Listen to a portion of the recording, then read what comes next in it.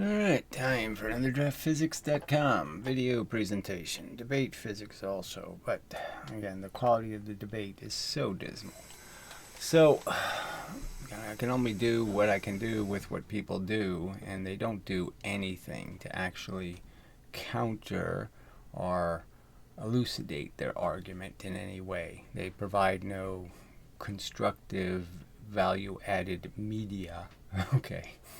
Just propaganda. Anyway, sorry if I'm attempting to communicate with this science debunker guy, okay, and he's got his little icon doing his face palm, and he's playing the game like he's debunking the bullshit in physics, but you have to wonder what his counter argument is. That's where we're stuck, is why is he doing this? And what's his agenda? And blah, blah, blah. And so I'll read this comment, but it just completely ignores everything I said in the video and just reiterates crap. And you're just like, why are you doing that? I mean, I explained it. I really have to explain it twice? All right, the idea behind the cloud chamber. So it's not a cloud chamber. Okay, he's just doing what you can do. You can put smoke in the air and then you can see a laser beam. Or you can shoot it through milky water and you can see the laser beam. And the reason you can see it is you're putting a bunch of little targets in the media. And the media then is reflecting the light to your eye. It's not going to the target. It's being terminated on the little particles you've put in the way. So you're just measuring what the pattern looks like with a little tiny piece of paper. So instead of the light going to the piece of paper on the wall, you're putting the paper closer and seeing where the light is there. All right. So it's not telling you anything if the pattern is the same as you move through space. So if the pattern is the same pattern, it just gets bigger, and it's the same pattern. Proving that the pattern is straight lines is completely consistent with what the wave theory would say. They would say, yes, at 5 feet, you'll get the pattern. At 2.5 feet, you'll get the same pattern, except to be smaller. And then at 1 foot, you'll get the same pattern, a little smaller. That's exactly their argument, so we're not proving them wrong. Can you understand? It's not a proof that it's not wave theory. Oh, god damn. All right, demonstrate that blocking ray will not affect adjacent rays. That's true. They're saying the interference already happened. Okay, the particles are already entangled. Let me draw it real. I mean, these people are just, frankly, they haven't, they really haven't watched enough physics, done enough physics, gone through all the lectures and all the bullshit to really understand what their theory is. Okay, their theory is, well, in the single slit, it's kind of a magical theory, actually, so it is kind of funny. Huh. Yeah, it's not working today. It's broken. Oh, it's always something. Oh, this technology thing. Interesting. All right, we'll go with brown. Anyway, okay, so, you have your slits. And, this should be a simple argument in the sense once you realize that this is a distance they're measuring, and obviously there's a certain number of wavelengths of difference between these distances. So you've thought of as point sources, there's only a certain number of wavelength differences in the lines you can create, blah, blah, blah. So you can just basically know there's only so many possible bars that can be created from these 2 points, and that's the distance between the 2 point sources. These are the 2 new radiators, and it makes it so much easier to understand the experiment. That it's just about new radiators of photons. The photons are being radiated in new directions from these 2 point sources, and everything else just goes right through the middle. It's really easy to understand. But anyway, their theory is that magically there's some sort of Huygens thing that happened, and actually 2 waves do pop out of the single slit. So they need the 2 waves, so they contrive them, okay, by creating some sort of thing, some sort of magical, right in the center there's an overlap, and there's a special little thing that happens, and so they get 2 waves in one opening, because they have to have two waves, right? One wave won't interfere with itself, so they have to create the two waves. So this is where they create them, okay, with these artificial centers that they don't use in the math. They use these as the centers in the math. So even though they put the two waves in here, the waves are really, if they were going to be waves, they'd have to have these as the centers. But anyway, and what they're saying is this Huygens thing happens, and a bunch of these little waves just create waves on top of the waves on top of the waves, and so new waves are just created, and it just keeps making more of these little waves, and that ends up looking like, okay, this. All right. So this, okay, is happening at the frequency of the light. So you're talking about nanometers of difference between each crest, nanometers. So in a millimeter, they've already crossed each other 1,000 times. There's already thousands of intersections between the photons. The photon wave intersected all over the place.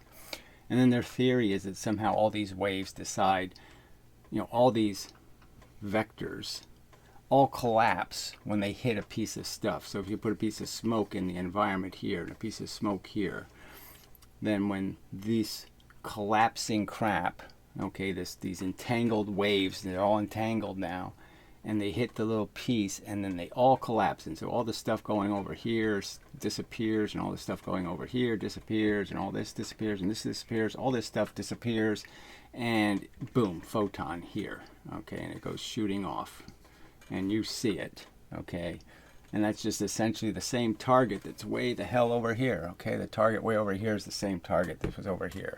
This is really not dark enough. Oh, God, that's freaking. Anyway, so you have to understand their theory to understand how you can debunk it. So you can't debunk it by saying, look, it collapsed here and it's the wrong location. No, they'll tell you, no, that's exactly the right location. That would have been out here.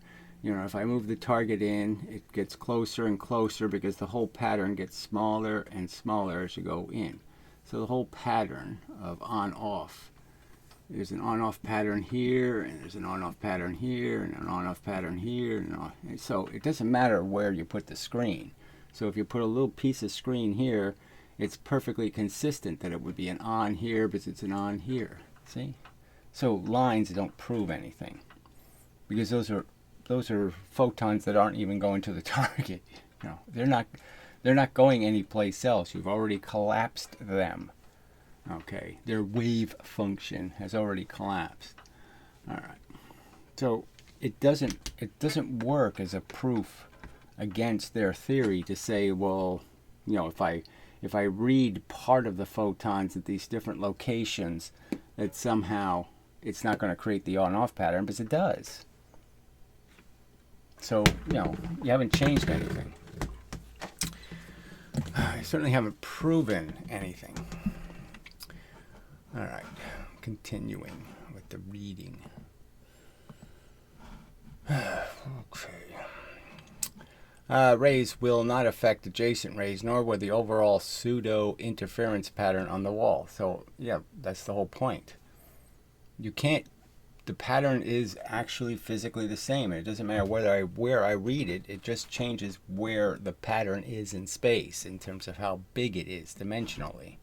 But you can't change the fact that it's still the same argument. They're saying they have a big round wave. It went everywhere, except when it finally hit something, all of the energy collapsed into one location. Some sort of wacky nonsense. Now, I think that's enough of the wacky nonsense to just say, fuck it. These people aren't anywhere close to reality. They might as well be talking about Jehovah and the Holy Ghost, because it frankly makes zero fucking goddamn sense. It's just absolute nonsense. The stuff that was traveling somewhere in space all of a sudden retracted itself from existence so it could jump zillions of light years to go land in some location. I mean, fuck that. Silly story. If what they are seeing was wave interference, don't you think it would be completely messed up by blocking the rays? You didn't block the rays. You terminated it. The stuff you see is stuff not going to the other target. Get it? Oh, anyway, of course, there are many interpretations today for the double slit experiment. I don't know of many, frankly, and they're all fucking silly. All right. But for generations, classics physics thought the fringe pattern came from genuine physical waves. And again, they still can, because you haven't debunked the wave theory. No, what debunks the wave theory is the radio experiment that I pointed out to you, that I can put two radio stations or radar sources opposing each other. And then I can collect the photons in the middle, and all I have to do is move the collector back and forth, and I'll find exactly the same on-off pattern right in between here. And these two sources never interacted with each other. So that destroys the wave theory, in my opinion. I don't think there's any rational way to say that the waves interfered in space. They obviously, if they did anything called interfere, they did it at the destination. All right. Again, the idea that these photon-y things can be interfered with, it just doesn't make any sense. If they're supposed to be electromagnetic waves, then why aren't they affected by electricity or magnetism? It doesn't make any sense. Came from genuine physical waves interfering with each other between the slits in the screen, and they still do. All you're saying is when I put little pieces of the screen in the atmosphere, that I see the same pattern, and they'll say, of course you do. Hell, that wannabe physicist thinks so herself.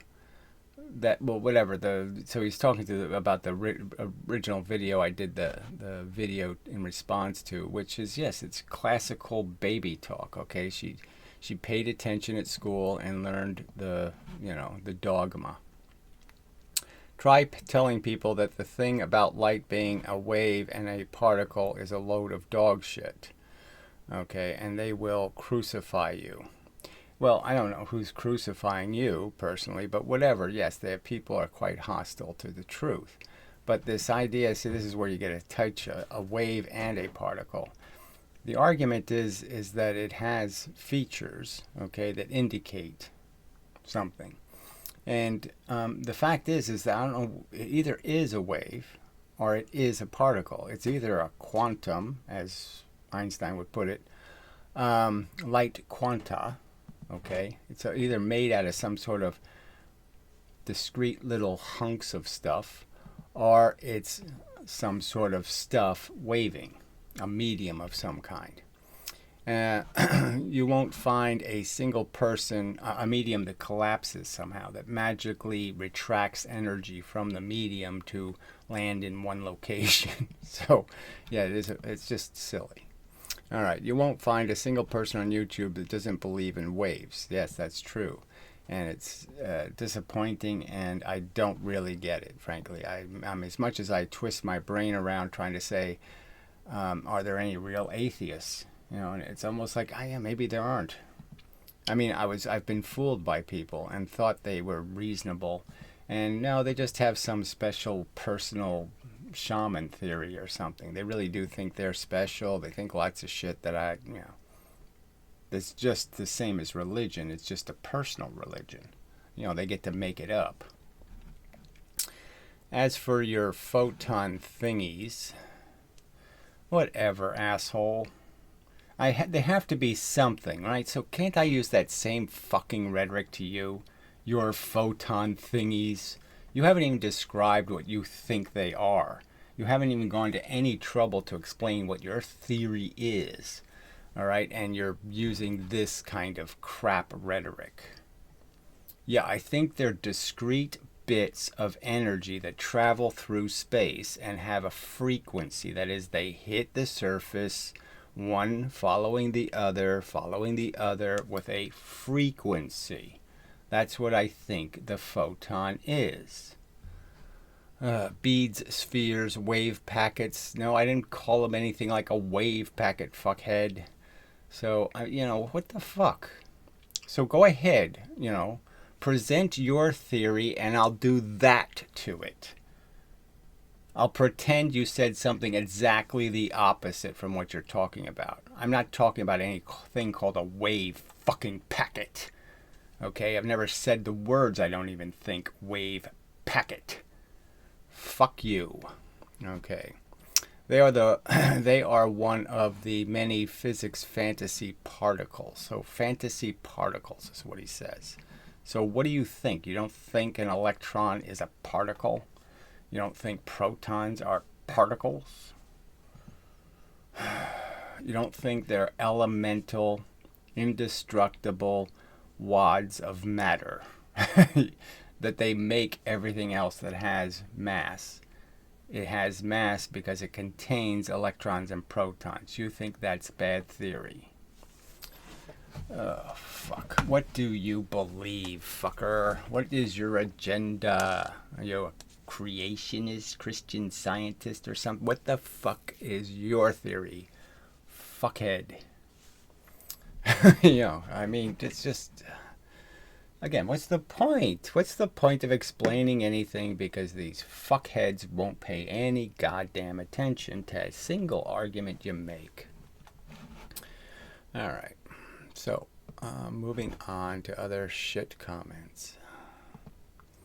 Alright, so some creepy people on the internet do make these videos, and they do a bunch of creepy shit. It doesn't have anything to do with making a physics argument. So I'm not going to watch it. So there's a 10-minute video, DraftScience death cult. Doesn't have anything to do with physics, I guess. I don't know. What the fuck are you talking about? What does it have to do with making physics arguments? Oh, that's right. Nothing. So, and then it's got some comments on it. Okay, so I said, well, what the hell? I'll read some of the comments, see if that has any physics in it. Because I'm not going to watch the video. I don't take this shit. So anyway, so there are a couple of physics statements in the comment section. Now, the rest of the comment section is a bunch of, lies about who I am, what I've said, and even my medical history. And I will sue people for lying about who I am and my personal life and all of that. So, yeah, you're vulnerable. I'm not going to sue you for violating my free speech. I'm just going to point out that you're not defenders of free speech. You think the Klan, because it doesn't like black people, it should make it really known to those people that we're going to threaten you. We're going to get into your life and fuck with you. We should be able to drive you out of the neighborhood. We should have the cops at your house. We should do all kinds of things to harass those people, because we think that's America. That's how it should work. That's how any civilization should work, is that a gang of thugs should be able to harass people out of saying anything, because they're going to get harassed for doing it. So he's for harassing people for their beliefs. He's a Muslim, essentially. Okay, there's nothing else to call him. He thinks you should go on jihads, you should put price tags on people's heads, you should do whatever you can to stop people from talking and saying anything you don't like to hear. He believes in that. He'll heart that. Okay, that's his strategy. Okay. So fuck him, okay, fuck his channel, fuck interacting. But, okay, if I can find physics arguments, I'll read them and deal with them. But everything else, fuck you. And the donkey you rode in on, and the jackass. Yeah, brozo. Anyway. Goofy doesn't even understand that it costs energy to lift a bag of groceries from the floor to the table, and that this energy is independent of the time and speed it takes. So I can't believe somebody would, first off, say something so stupid, and then the assholes whose channel it is hearts it. So he believes it. So again, I'm just going to go through these arguments again and just say, until one of you assholes figures out how to draw it and explain it, there's no conversation, okay? We're done. Because you're just denying reality. That's all. There's nothing to say.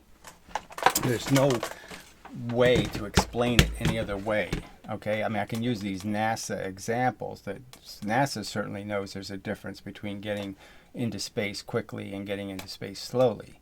They know it's going to take a lot more fuel the slower they do it.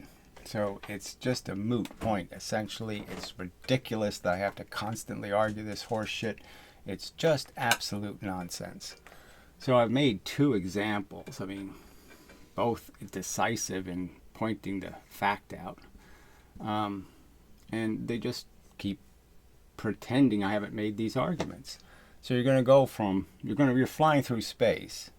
And the fact is the only thing we're going to measure is from this point A to point B part of your travel. So you have a whole bunch of stuff that happens before and after, but the only thing we're really interested in is what happens here. So there's this bent geodesic happening here. There's a big mass with a gravity, okay?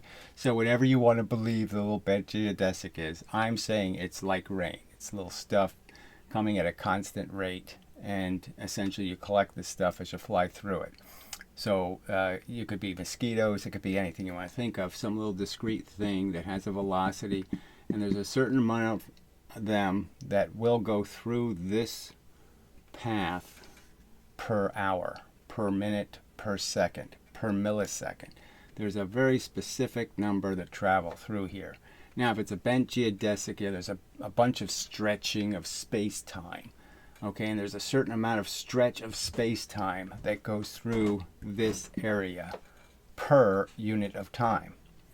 You can measure it. You can make it 2 seconds, 4 seconds, 8 seconds, 10 seconds, and it's all proportional. 2 seconds is twice as much as 1 second. 4 seconds is 4 times as much as 1 second. Okay, and that's what's happening. And the experiments prove it. Because if the spaceship is here and it's going very slowly, it will travel this path. Okay, and if it's going a little faster, then it'll travel this path. And if it's going a little bit faster, it will travel this path. And if it's going a little faster, it will travel this path. Okay, and on and on and on. And all of these paths are perfectly proportional to how much time you're going to be in this force differential. The amount of force differential, the amount of space you're traveling through, the amount of time you're going to be in the gravity will decide how much pushing the gravity does on you. And you can actually get into a circumstance, again, where you can get into an orbit with the right velocity. And because it's a constant force, and so even in orbit is explaining it's a constant force per second hitting you, pushing you down into the earth. As you're pushing away from the earth, as you're flying away from the earth, it pushes you back into the earth. There's no other way to describe it. There's no other way to explain why this happens. There's no other way to say, why does this happen? Why does changing this velocity, varying this velocity, change what happens to you? If it isn't because it changes how much of these little things hit you, how much the stretching you're affected by, and it's completely time dependent. So explain how there's some other explanation for this result that isn't completely connected to the time, because the distance is the same. I mean, obviously the distance is different when you crash into the earth, but the point would be is if I could draw these lines, if I extended them through the earth, there would be a point where you get to point A and point B. And we're just really talking about how much the path is deflected. And it's deflected proportional to how many of these things you allow to hit you. The more that hit you, the more vector in this direction you get. You have a vector in this direction, your velocity. It doesn't change. You're not going a different velocity here than you're going here. Same velocities, because this velocity doesn't change. And the velocity this way is the one that's changing. And the faster you go, the less velocity this way you get. And the slower you go, the less velocity this way you get. And that's what's happening. All right, so the other one, so this is, NASA's proven this one over and over and over again. These results aren't in question. Now, I suppose somebody could question this meteor argument, but I'm sure there's a video somewhere where a NASA scientist does explain how impacts on the Earth from asteroids or meteors happen, and how it works. But it's the same idea in the sense that if the thing is already moving, okay, so we're just going to move straight into the Earth. We're going to have an asteroid. It's going to have a direct impact. It's not going to go through the atmosphere. It's just going to go straight through the atmosphere, straight line right into the ground. And we just have two different asteroids. Okay, one going 10 miles an hour and one going 100 miles an hour, okay, to start with. So they get to a certain point in the atmosphere, okay, or a certain distance away, 5 miles, 10 miles, 100 miles, who cares, and they have this speed. And the question is, what's going to happen when they hit the Earth?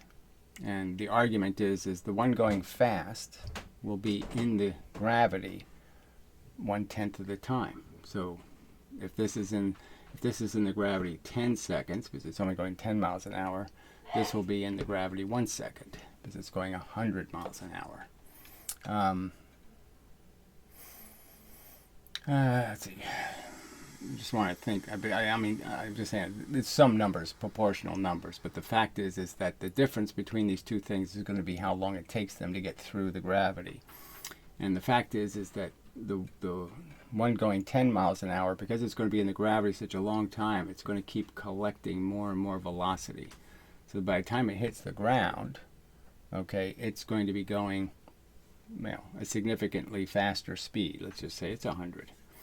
And when the 100 mile an hour one, though, because it's only going to be in 1 second, it's only going to get 1 unit of 9.8. That's all it's going to get. It's just one. This is going to get 10 units of 9.8. Okay, so this one's going to gain a huge amount of velocity by the time it hits the ground. This one's going to get added almost nothing. It's basically, so if I made it to go 100,000 or 10,000 miles an hour, you could understand that the gravity the Earth is going to add would be minuscule, because it's going to take it so little time to get to the surface of the Earth. It's going to spend no time getting wet, because it's going so fast that there's just not enough rain that can hit it. Now, it's not going as fast as the force. The force is going the speed of light, so it's going really slow by comparison. So the rain has plenty of opportunity to still hit it, but it's not going to have any more opportunity than this 1 second. So it can only be going 109.8 in 1 second. That's all it's going to gain, is this little tiny bit, where this one gained a huge amount of extra velocity. So gravity gave this one a whole bunch of extra energy, and it gave this one a minuscule amount. In fact, that's how it works.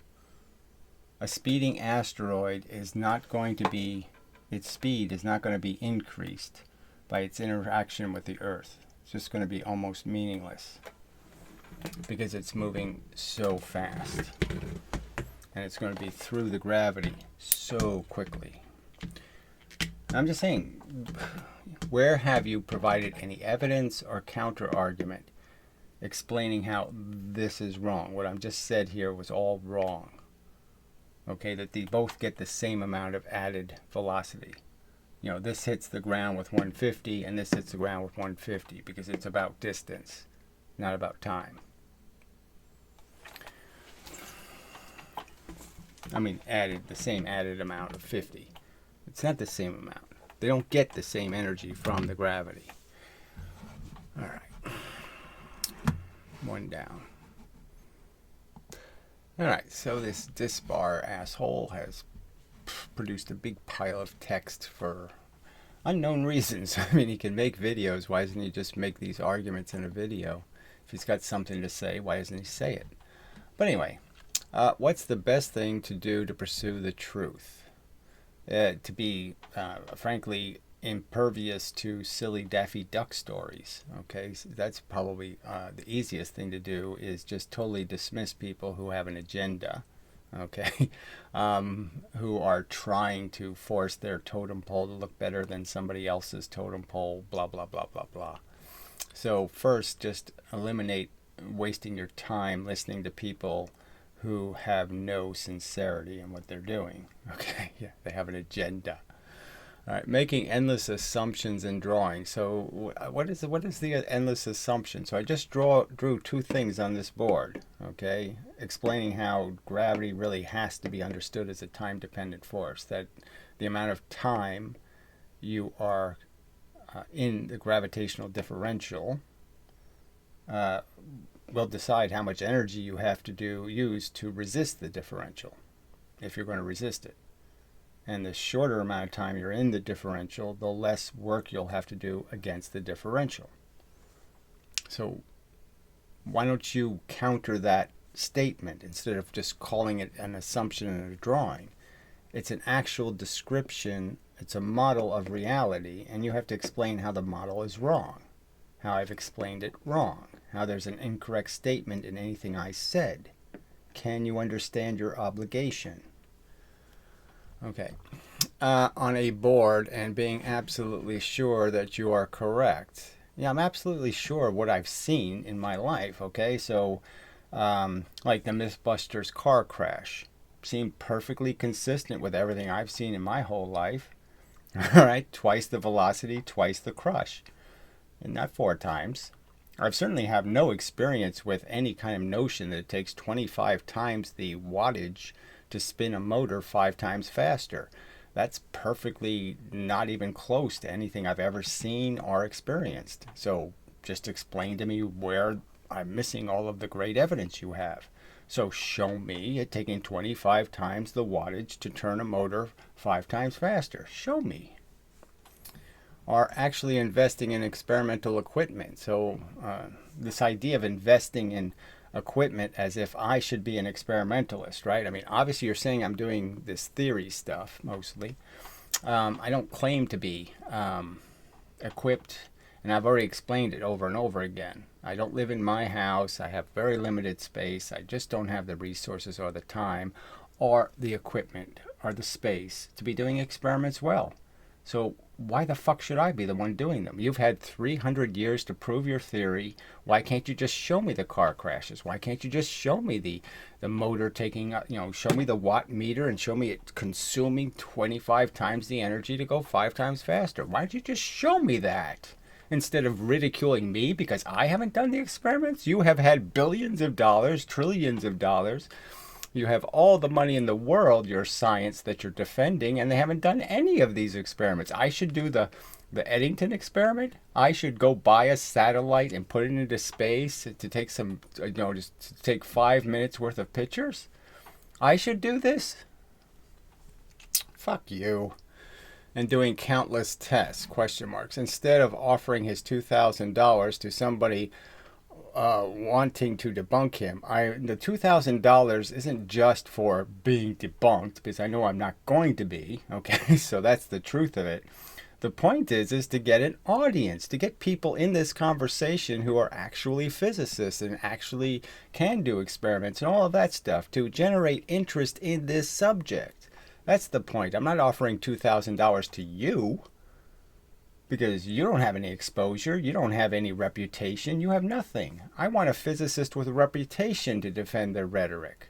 I want to debate somebody who has something to lose, not some asshole. That's what the $2,000 is for. So understand the difference. That money I'm going to guarantee to get I'm going to get my bang for the buck. Okay.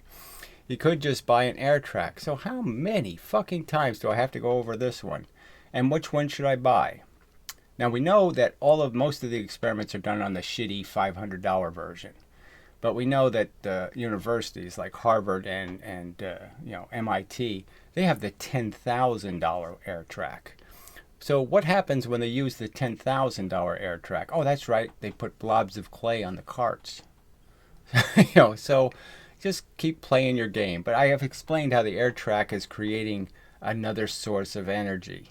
And that logically you can understand all I have to do is tip the cart and I've created a source of energy, a source of momentum and velocity.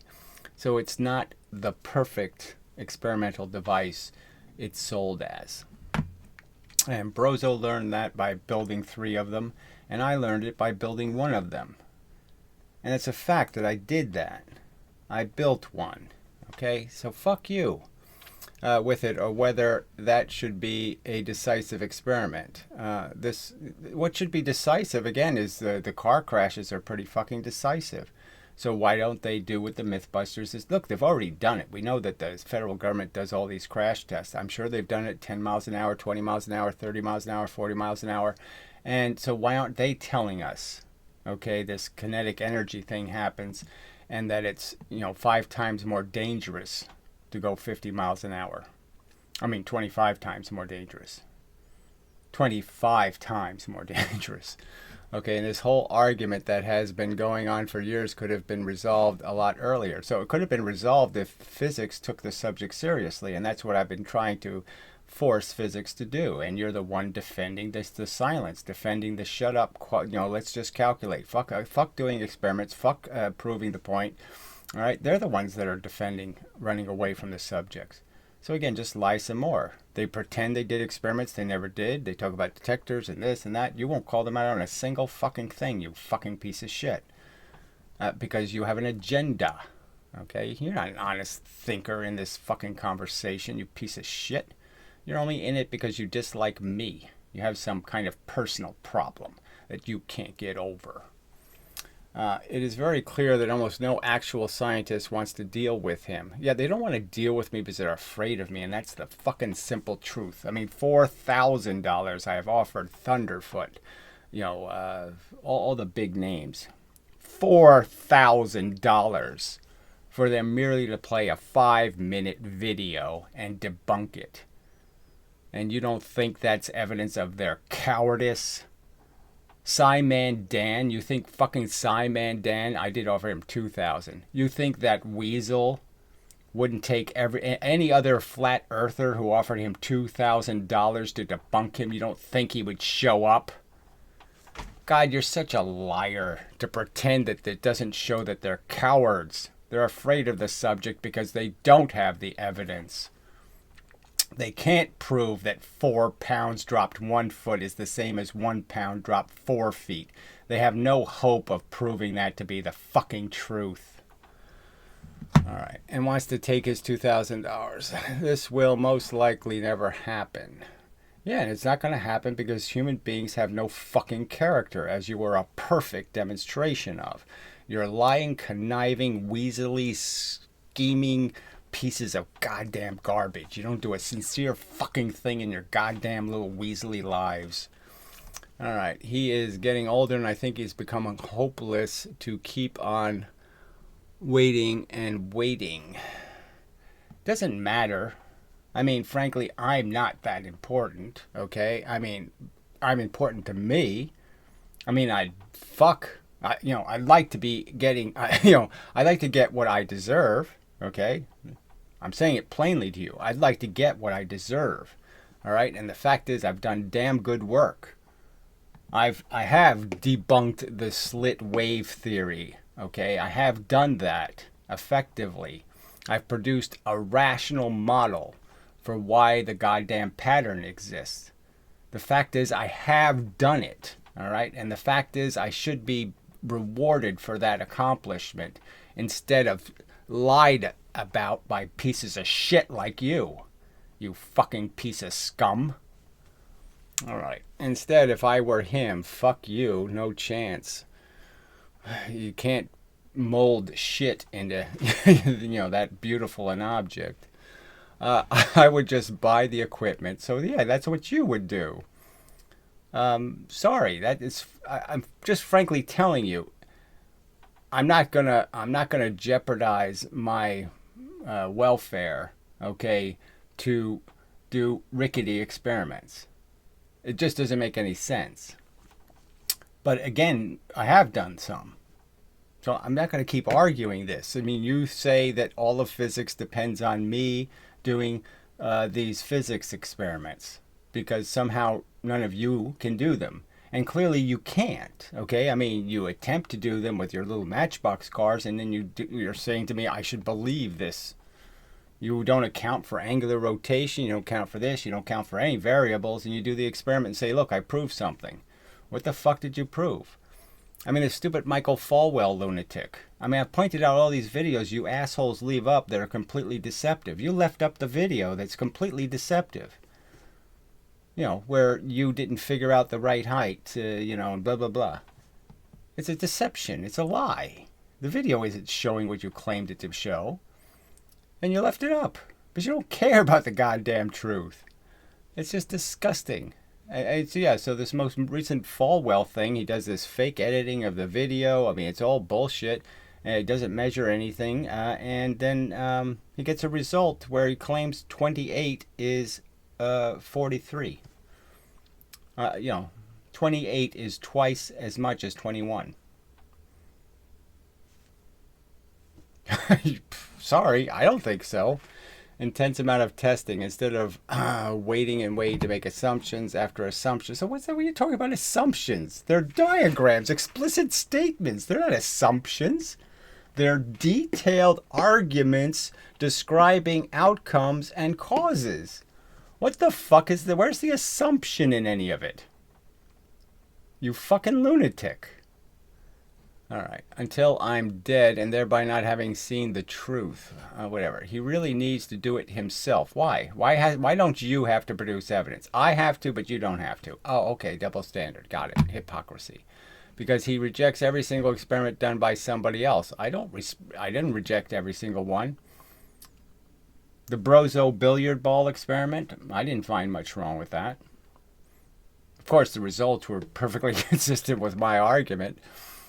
And look, Brozo's still talking about, look, I'll just show it again, just because it's hilarious. I mean, he's still making an argument as if he did an experiment that proved something that's impossible to do. So why don't you tell me, Despard, this isn't a complex assumption I'm going to put on this board. Why don't you explain how it actually works?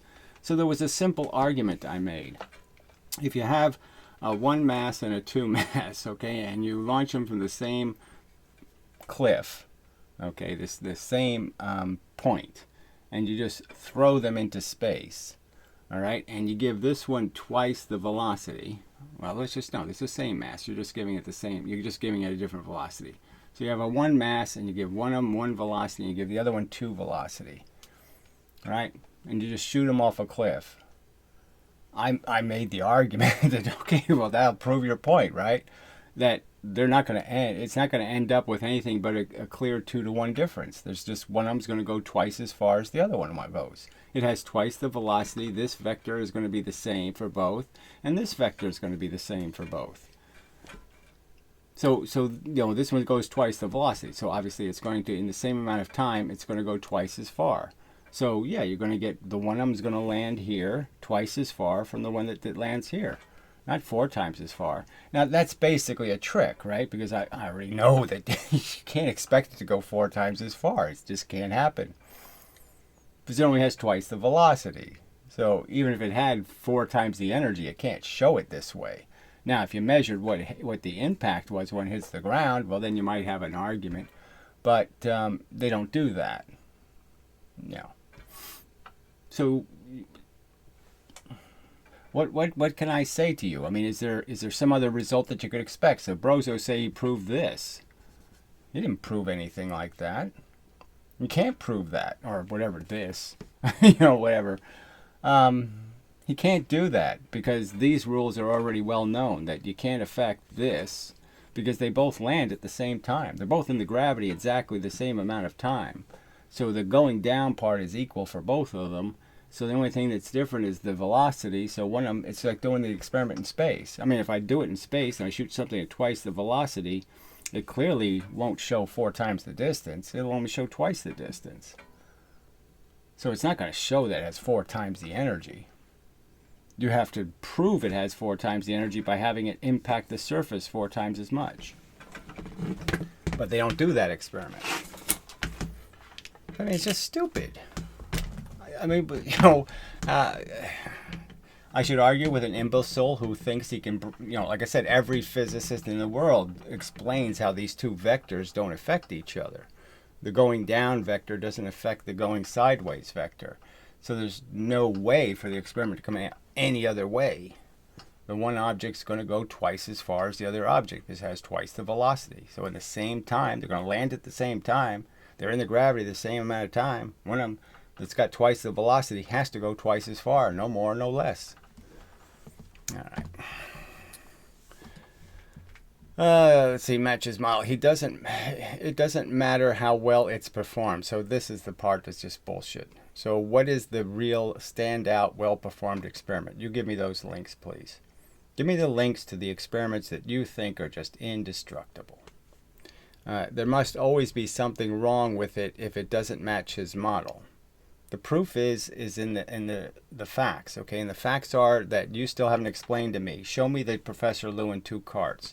Put the two carts on the screen, the 2 mass and the 1 mass, and then explain to me where you can see that the 2 mass actually is twice the mass. That it can make any sense at all. That somehow there are materials on that one side that prove it's twice the mass. And that you can counter my argument that it's clear that the 2 mass is missing all kinds of pieces it needs to weigh twice as much. It can't possibly weigh twice as much because it's missing the pieces it needs to weigh twice as much. Therefore, the only way to accept it is for him to do it himself. That's the only option. Well, it's not the only option. Like I said, the more interest the subject gets, there'll be more people interested in doing these experiments, and maybe somebody can do it better with than matchbooks, cars, and ratty old termite-infested crappy pieces of wood. Maybe somebody can do the experiment a bit better than that and actually measure correctly. I mean, obviously about, 4 or 5 of these experiments have been totally bullshit because these assholes, like yourself, can't even measure correctly. Can't even figure out that when something's going up against gravity, that it's losing velocity, and that the heavier thing's losing more velocity faster than the lighter thing. Again, a video you left up. Completely deceptive crap, and you left it up unannotated with no explanation that, yes, the video is a piece of shit. All right, does it feel like an accomplishment if all you have are assumptions? So again, he's used the word assumption. Is there anything assumptive in this? What's the assumption? Just explain to me where you get this idea of whatever you're calling as assumption. What have I assumed that's incorrect? Point out the wrong assumption. I mean, you yourself brought up the stupid Newton crap, and you found right in his text, twice the force, twice the velocity, 3 times the force, 3 times the velocity. Was Newton making an assumption? No, he's making an argument, and your counter argument is shit. Non-existent shit, unfortunately. All right, let me put the crappy text back on. Not that you need it. Let's see.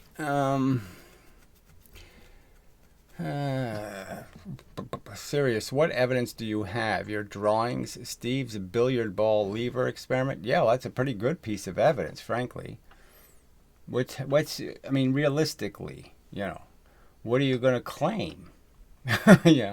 Iron's hidden clay experiment. I don't know what the hidden part was, but whatever. Professor Lewin's elastic collision with clay on them. Yes, it's a real issue. Again, you don't want to accept that it's a real argument to be made. Okay, that there's a real problem with that experiment, and you just are going to pretend it doesn't exist when it's right in your face. I mean, it's easy to see. It doesn't have the twice as massive object. One object has a flag, the other one only has 1 flag. Well, to be twice as heavy, it has to have 2. It has to have a weight compensating for that. All of that has to happen, and none of it happened, and that's the fact. Your experiments on your porch, well, frankly, they're all pieces of evidence. So again, what you're sitting there saying that you've proved it with your experiments in your basement or on your bookshelf or whatever the fuck you did it on. I'm saying to me, the experiments I have done have confirmed that your theory isn't right. Okay, that's about it, right? So again, that's your whole science. Again, shouldn't we be able to go to the scientists and ask them to show us the evidence? So we're waiting on physicist Michael, right? He's supposed to be doing the fucking free momentum experiment with the simple little pendulum. He's supposed to be doing this experiment, 1 in, 3 out with 1/3 increase in the momentum, right? We're supposed to be able to see that it's going to happen. I put 100 in and I'm going to get 150 out.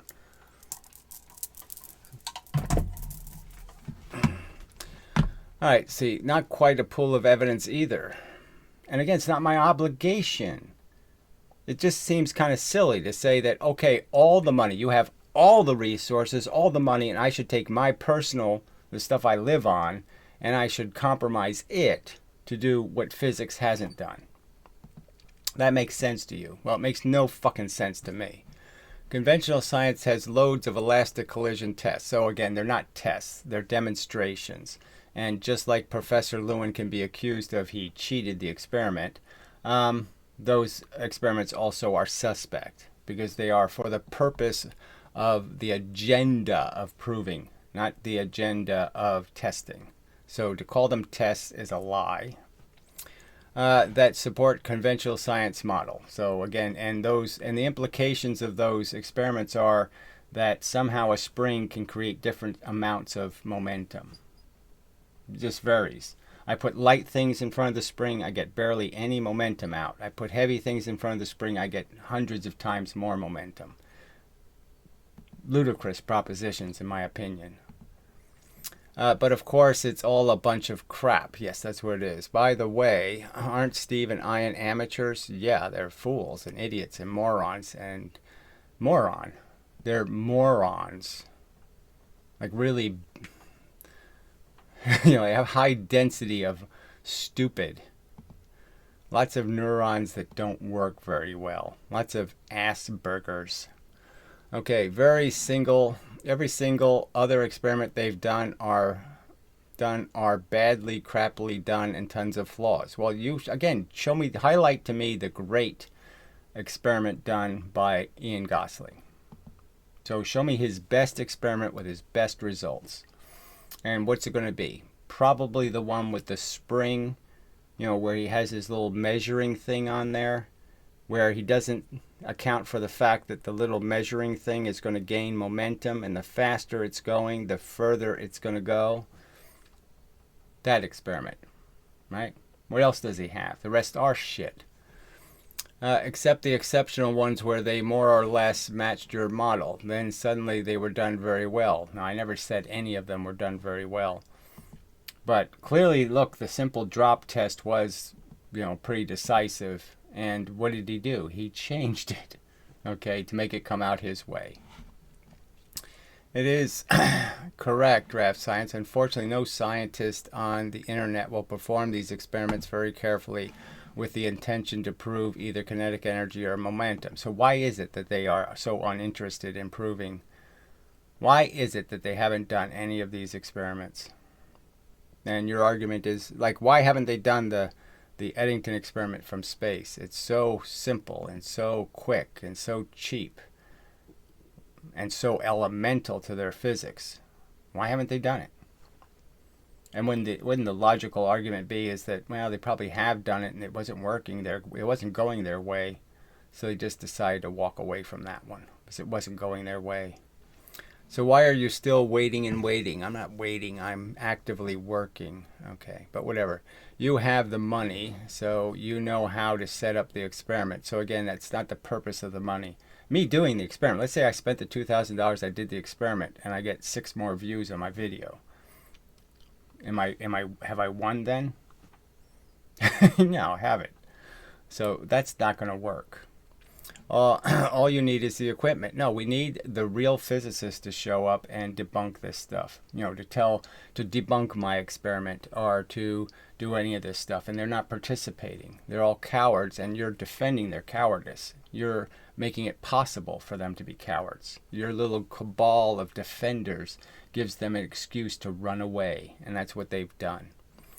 Let's see, you don't have the space. It's a fact, okay? You want to ask me, you want to put it as a question mark? Yeah, it's just a fact. I live in 30 square feet of space. Is it really that impossible to have access to a certain location where you can perform the experiment? Well, like I said, I did some on my porch, but this time of year it's way too windy. All right, for the moment, you have 2 options. Buying equipment yourself, fuck you. I have all kinds of, I don't need your advice anyway. And do the bloody experiment. Oh, wait, look, no. The point is that either there's going to be enough people who say, yeah, we need better evidence. Yeah, we got to force physics to take care of this. We got to force them to do these experiments clinically, prove this shit one way or the other. Is fucking goddamn 4 pounds dropped 1 foot the same fucking impact energy as 1 pound dropped 4 feet? Is it or is it not? Is that too fucking much to ask from physics? And the fact that you weasels will defend them running away from that obligation and say it's somehow my obligation to prove it. What a pile of shit. A 350-year-old pile of shit assumption by Leibniz. And you're fucking praying to it, you fucking idiot. And then you're fucking pointing your finger at me and saying I'm doing something wrong? Fuck you. Alright, only making assumptions and rejecting everything everyone else does. Yeah, well, that's the definition of Leibniz. Again, he didn't do the experiment. Until you die. Which options is more worthwhile for the sake of pursuing the truth? So whatever that pile of nothing was. Do you want experimental truth or what? So again, he just keeps... I'm sure... Look. I've pointed out over and over again how you have fucked up every fucking experiment. And then I've pointed out how even the ones where you acknowledge you fucked up, you still leave it up as a proof. With some jackass title, once again proven. You know, when it's complete bullshit. Alright. Don't expect everyone to repeat these experiments. I don't, like I said, the only thing I expect, there's no point in having expectations. What I have are desires. And my desire is that you get exactly what you motherfucking deserve, you human piece of shit. Okay? Adjusting and adjusting and adjusting because it never matches your model. Do it yourself, mate. Fuck you in the ass till dead, you scum-sucking piece of shit. Get what you fucking goddamn have earned, you lying piece of crap. Alright. And the rest of it's all this personal shit, nonsense, fucking bullshit lies. Because that's all they fucking have as an option, is to lie. Alright. But what horse shit? You know. So, well, there's no point in going over and over it. Yeah, till the next time and such and so forth and whatnot. So, yeah, I don't know whether I'll even bother anymore with that whole crew, and I'll just make my arguments, and if somebody can show me, link me to one of their pristine experiments, you know, something that isn't edited to pieces and, you know, full of shit, fine. But until then, fuck this. They can't argue the argument. They won't argue the argument. Does Brozo really believe, okay, that something going twice the velocity, you actually got it to twice the velocity, it leaves the cliff going twice the velocity, that it can somehow go 4 times as fast? When every single physicist on Earth has demonstrated over and over again, the two objects, no matter what their mass are going to fall at the same rate. They're going to hit the ground at the same rate. They're going to be affected by the gravity the same exact amount. You can't change that. And their linear velocity will not do anything but exactly what you would expect. Twice the velocity, twice the distance. 4 times the velocity, 4 times the distance. Because this isn't about the fake crap of rolling friction or some other bullshit variable. There's no variable here. Anyway. Too stupid. Till the next time and such.